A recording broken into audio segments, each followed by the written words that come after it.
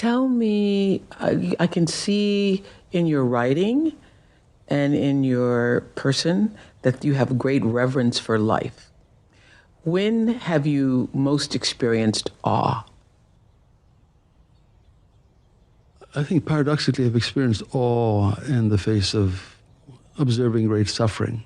So I've had the great privilege of being at the bedsides of, privilege or misfortune, being at the bedsides of people, on their deathbed. And I've taken care of more than my share of physicians dying, both in the HIV era and beyond. And, there's something about when life is shortened like that suddenly, especially if it's unexpectedly shortened without much warning, it becomes almost the purest moment. And, sometimes in that suffering, these individuals will tell you things and share things with you that, you can spend years wandering this world and never quite get that same message, So I felt that in the HIV era, for example, I was in awe.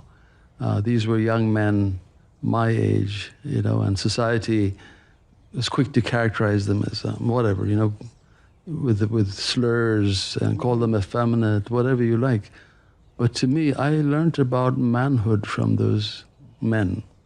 They were the bravest souls I ever saw, and they were glad that they'd been adventurous and traveled and done all the things that, many of us haven't done. It was part of their persona. And in death, they were incredibly gracious, courageous.